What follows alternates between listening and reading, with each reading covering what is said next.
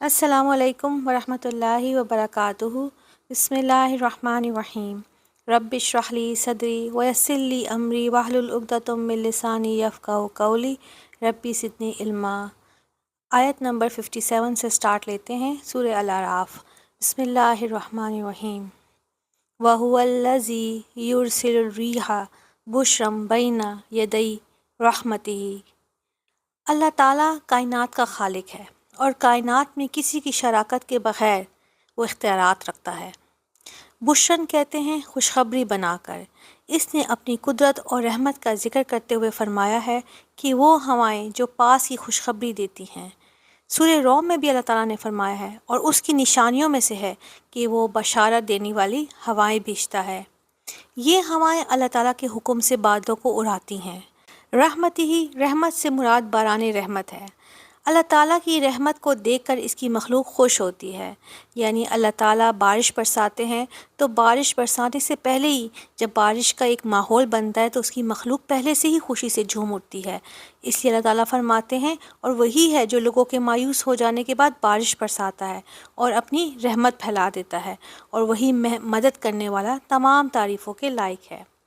ہوائیں تو دیکھیں ہر وقت چلتی ہیں۔ ہوا بادلوں کو اڑاتی بھی ہے، دوڑاتی بھی ہے، اور اللہ تعالیٰ ہی کے قانون کے مطابق ہوائیں چلتی ہیں۔ حتیٰ اذا اقلت سحابا ثقالا، یہاں تک کہ جب وہ بھاری بادلوں کو اٹھا لاتی ہیں، یعنی بعض ہوائیں بادلوں کو اٹھاتی ہیں، بعض اکٹھا کرتی ہیں، اور کچھ ہوائیں ان کو برابر کرتی ہیں۔ سقناہ لبلد میت، ہم اسے کسی مردہ زمین کی طرف ہانک دیتے ہیں۔ وہ علاقہ جہاں نہ نباتات ہوتی ہے نہ گھاس ہوتی ہے، اور اس علاقے کے جانور بھی ہلاکت کے قریب ہی ہوتے ہیں، اور وہاں کے رہنے والے اللہ تعالیٰ کی رحمت سے مایوس ہوتے ہیں۔ فَأَنزَلْنَا بِهِ الْمَاءَ، پھر ہم بادلوں کے ذریعے زمین پر خوب پانی برساتے ہیں۔ اللہ تعالیٰ ایک ہوا کو مسخر کرتے ہیں کہ وہ بادلوں کو پانی سے بھر دے، اور دوسری ہوا اللہ تعالیٰ کے حکم سے بادلوں کو بکھیر دیتی ہے۔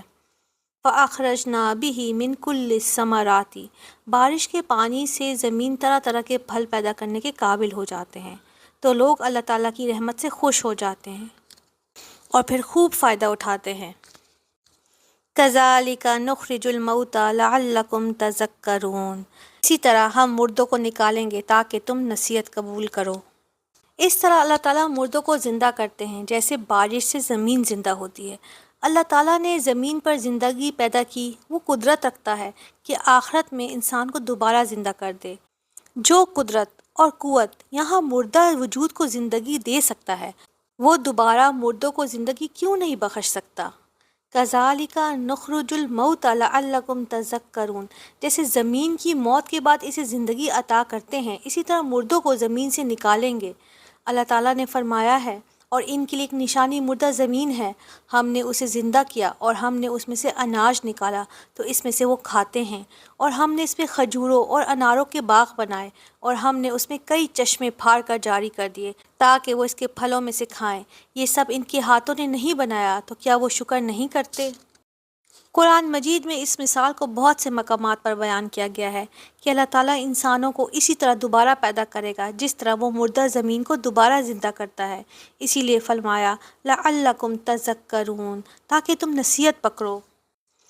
والبلد الطیب یخرج نباتہ بإذن ربہ والذی خبث لا یخرج الا نکدا، اور پاکیزہ شہر کی پیداوار اس کے رب کے حکم سے نکلتی ہے، اور جو خراب ہے اس سے ناقص پیداوار نکلتی ہے۔ اللہ تعالیٰ نے یہاں اچھے دل کو زرخیز زمین اور صالح زمین سے تشبیہ دی ہے، اور برے دل کو بیکار مٹی اور بنجر زمین سے تشبیہ دی ہے۔ دیکھیں، اچھی اور بری زمین میں تو فرق ہوتا ہے نا، تو کیا اچھے دل اور برے دل میں فرق نہیں ہوتا؟ جو زمین اچھی ہوتی ہے، زرخیز ہوتی ہے، اس میں سے اللہ کے اذن سے نباتات اگتے ہیں، پھل پھول اگتے ہیں۔ یہی حال مومن کے دل کا ہے، جس کا دل صاف، پاکیزہ اور نرم ہوتا ہے۔ قرآن مجید بھی اس کے دل میں اثر کرتا ہے، حق کے راستے اس کو نظر آتے ہیں اور ہدایت کے راستے بھی اس کے لیے کھلتے ہیں۔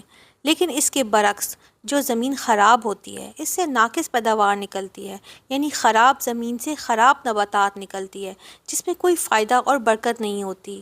تو اسی طرح جس انسان کا دل برا ہوتا ہے یعنی سخت ہوتا ہے، جس کا عقیدہ صحیح نہیں ہوتا، جس کے دل میں شک و شبہات ہوتے ہیں، اس میں قرآن مجید کے احکامات بھی اثر نہیں کرتے۔ حدیث میں آتا ہے کہ انسان کا جسم مٹی میں مل کر مٹی بن جاتا ہے، صرف اس کی ریڑھ کی ہڈی کی دم جسے عجب الذنب کہتے ہیں باقی رہے گی، اور یہی ہڈی بیج کا کام دے گی۔ ایک اور حدیث میں آیا ہے کہ جب سور میں دوسری بار پھونکا جائے گا تو لوگ زمین سے اس طرح اگ آئیں گے جیسے بارش سے نباتات اگاتی ہے۔ دیکھیں، شکر کا پودا بھی اسی دل میں اگتا ہے نا جو نصیحت قبول کرنے والا دل ہوتا ہے، لیکن جو سنتا ہی نہیں، حق سنتا ہی نہیں، سنی انسنی کر دیتا ہے، اس کے دل میں کہاں کا تقویٰ، کہاں شکر گزاری پھر۔ کذالک نصرف الآیات لقوم یشکرون، اسی طرح دلائل کو ہم بار بار بیان کرتے ہیں ان لوگوں کے لیے جو شکر ادا کرتے ہیں۔ دیکھیں، اللہ تعالیٰ نے صاف فرمایا ہے کہ ہم آیات کی مختلف قسمیں اور مثالیں لوگوں کے سامنے بیان کرتے ہیں جو اللہ تعالیٰ کی نعمتوں کے اعتراف کر کے شکر گزار ہوتے ہیں۔ یعنی دیکھیں، شکر گزار بھی وہی دل ہوتا ہے نا جس کو اللہ تعالیٰ کی نعمتوں کی قدر ہو، جو نصیحت قبول کرے، جو سنتا ہی نہ ہو، جس کو نصیحت اثر ہی نہ کرے، اس کا دل کیسے شکر گزار ہو سکتا ہے؟ سیدنا موسیٰ علیہ السلام سے روایت ہے کہ رسول اللہ صلی اللہ علیہ وآلہ وسلم نے فرمایا، جو علم اور ہدایت اللہ تعالیٰ نے مجھے دے کر بھیجا ہے، اس کی مثال بے آباد زمین میں ہونے والی بارش کی ہے، جس کا کچھ حصہ قابل کاشت تھا، اس نے پانی قبول کیا اور گھاس و نباتات اگائے، اور کچھ حصہ نشیبی تھا، جہاں پانی رک گیا اور لوگوں کے لیے اللہ تعالیٰ نے اسے فائدہ مند بنا دیا کہ اس سے خود بھی پیتے ہیں اور اپنے مویشیوں کو بھی پلاتے ہیں۔ زمین کے ایک اور حصے پر بھی بارش ہوئی جو صرف چٹیل میدان کی صورت میں تھا، نہ اس نے پانی کو جمع کیا اور نہ اس نے نباتات کو اگایا۔ تو یہ مثال ہے ایسے شخص کی جس نے اللہ تعالیٰ کے دین کو سمجھا اور تعلیم کے ذریعے اللہ تعالیٰ نے اس کے لیے مفید بنا لیا اس کو، اور ایسے شخص کی جس نے اس کی کوئی پرواہ نہ کی اور میرے ذریعے اللہ تعالیٰ کی بھیجی ہوئی ہدایت کو قبول نہ کیا۔ یعنی جو زمین زرخیز ہے وہ صاف دل ہے، اس نے ہدایت کو قبول کیا، لیکن جو بنجر زمین ہے اس کا دل بھی بنجر ہے، اس میں کسی قسم کی ہدایت پھر اثر نہیں کرتی، کیونکہ وہ پرواہ ہی نہیں کرتا، اللہ تعالیٰ کی بھیجی ہوئی ہدایت کو قبول ہی نہیں کرتا، اس لیے وہ ہمیشہ بنجر ہی رہتا ہے۔ چلیں آگے چلتے ہیں۔ لَقَدْ أَرْسَلْنَا نُوحًا إِلَىٰ قَوْمِهِ، بلا شبہ یقیناً ہم نے نوح کو اس کی قوم کی طرف بھیجا۔ سورہ الاعراف میں توحید کے دلائل ہیں۔ اس رکوع سے آگے مسلسل توحید کے واقعات بیان کیے گئے ہیں۔ توحید کے دلائل کے ساتھ یہ جاننے کی بھی ضرورت ہے کہ ماضی میں جب انبیاء نے توحید کی دعوت دی تو ان کی امتوں نے ان کے ساتھ کیا معاملہ کیا، اللہ تعالیٰ نے اہل توحید کی کیسے مدد فرمائی اور انبیاء اور مرسلین سے دشمنی رکھنے والوں کو کیسے ہلاک کر دیا، اور سب سے بڑھ کر یہ یقین کہ سارے انبیاء کی دعوت ایک تھی، توحید کی دعوت۔ لَقَدْ أَرْسَلْنَا نُوحًا إِلَىٰ قَوْمِهِ، بلا شبہ یقیناً ہم نے نوح کو اس کی قوم کی طرف بھیجا۔ نوح علیہ السلام کا سلسلہ نسب چوتھی پشت میں آدم علیہ السلام سے ملتا ہے۔ ان کے پردادا سیدنا ادریس علیہ السلام تھے۔ نوح علیہ السلام چونکہ سب سے پہلے نبی مرسل تھے جو مشرک قوم کی طرف بھیجے گئے، اس لیے اللہ تعالیٰ نے سب سے پہلے انہی کا قصہ بیان فرمایا ہے۔ سیدنا ابن عباس رضی اللہ تعالیٰ عنہ فرماتے ہیں، آدم سے لے کر 10 قرن ایسے گزرے ہیں کہ بنی آدم توحید پر قائم ہے، اور نوح علیہ السلام کی قوم سب سے پہلی قوم ہے جس نے اپنے بعض نیک لوگوں کی یاد تازہ رکھنے کے لیے ان کے مجسمے بنائے اور پھر ان کی پوجا کرنے لگے۔ ان مجسموں کے نام سورہ نوح میں ہمیں ملتے ہیں۔ قوم نوح ملک عراق میں آباد تھی جو سیدنا ابراہیم علیہ السلام کا مولد ہے۔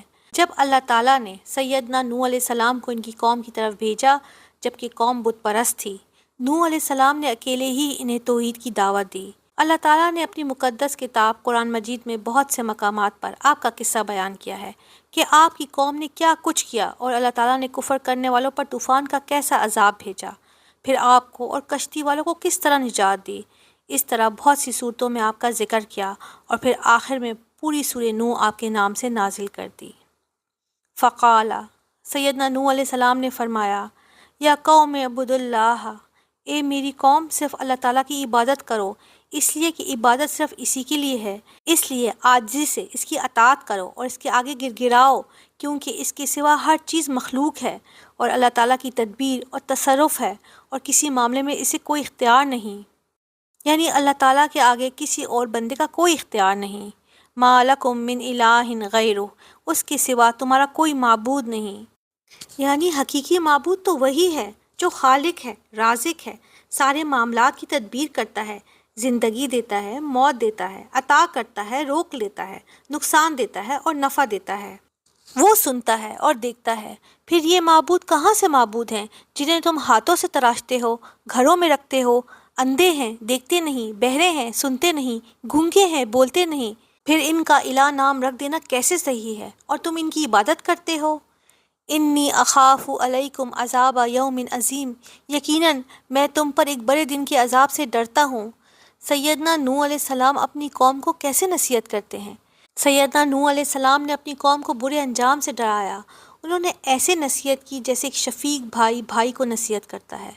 उन्होंने ऐसे नसीहत की जैसे ख़ानदान का सरबरा अपनी कौम और ख़ानदान वालों को करता है। उन्होंने कहा कि अगर तुमने मुझे झुटलाया तो मुझे बड़े दिन के अजाब का डर है। इससे पता चलता है कि कदीम तरीन दीन नूह में भी आखरत का क़ीदा अपनी मुकम्मल शक्ल में मौजूद था। क़ाल अल मलअु मिन कौमिही इन्ना लनराका फ़ी ज़लालिम मुबीन, इसकी कौम में से सरदारों ने जवाब दिया, बिलाशुबा हम आपको यकीनन खुली गुमराही में देखते हैं। कौम के सरदारों ने हज़रत नूह अलैहिस्सलाम को बदतरीन जवाब दिया कि तुम खुली गुमराही में मुब्तला हो। ये जो दौलतमंद होते हैं ना सरदार, ये हमेशा तकब्बुर ही करते हैं हक़ के सामने। ये लोग अपने आप को इज़्ज़त के मकाम पर फाइज देखते हैं ना, तो फिर हक़ के अगेंस्ट ही जाते हैं और कभी भी अताअत नहीं करते। इन्ना लनराका फ़ी ज़लालिम मुबीन, बिलाशुबा हम आपको यकीनन खुली गुमराही में देखते हैं। उन्होंने इस पर बस नहीं की, बल्कि हज़रत नूह अलैहिस्सलाम के साथ तकब्बुर के साथ पेश आए और इनकी ऐबचीनी की और इनको गुमराही से मंसूब किया। उन्होंने कहा कि तुम हमें जो दावा देते हो कि हम इन बुतों की पूजा को तर्क कर दें जिनकी पूजा करते हुए हमने अपने आबा व अजदाद को देखा है, तो ये सरी गुमराही है। यानी देखिए इन फास्कों और फाजरों का ये हाल था कि इनके पास यही दलील थी कि इन्होंने अपने आबा व अजदाद को जो करते हुए देखा उसी को ये हक़ मानते रहे और जो हक़ की दावत देता था उसे सरी गुमराही का नाम दे दिया। सूरह अहकाफ में भी अल्लाह ताला ने फरमाया है, और जब इन मोमिनों को देखते तो कहते कि बेशक ये तो गुमराह हैं। यानी ये कहते थे कि अगर ये दीन ठीक होता तो फिर ये हमसे पहले ना आते, हम इनसे पहले आते। यानी ये अपने आप को इतना सुपीरियर समझते थे, इसलिए ये तकब्बुर करते थे, अपने आप को झुकने नहीं देते थे और इसलिए अंबिया और मुरसलीन की ये तौहीन करते थे। इंसान जब खुद गुमराही में मुब्तला होता है ना, तो इसे वो लोग गुमराह लगते हैं जो हिदायत की तरफ बुलाते हैं। क्योंकि जब कोई तकब्बुर में मुब्तला होता है तो इसे अपने मुकाबले में किसी की बात मानना तौहीन लगती है, इसलिए वो नाहक को भी हक समझते हैं। आज के दौर में भी हिदायत याफ्ता और तरक्की याफ्ता उन्हें ही समझा जाता है जिनकी तरजीहात दुनिया, उसका माल, खेलकूद, खाने पीने, बनने संवरने और इसी तरह के मुख्तलिफ मशागिल से आगे नहीं बढ़ती। जो लोग अपने आप को बातिल तहजीब के मकरूह माहौल में आलूदा कर लेते हैं ना, लोग फिर इन्हें ही हिदायत याफ्ता और तरक्की याफ्ता समझते हैं। अफसोस। अल्लाह ताला से दुआ करते हैं कि अल्लाह ताला हमें अपनी मोहब्बत दे दे और दुनिया की मोहब्बत से हमें बेनियाज कर दे। आमीन रब्बुल आलमीन।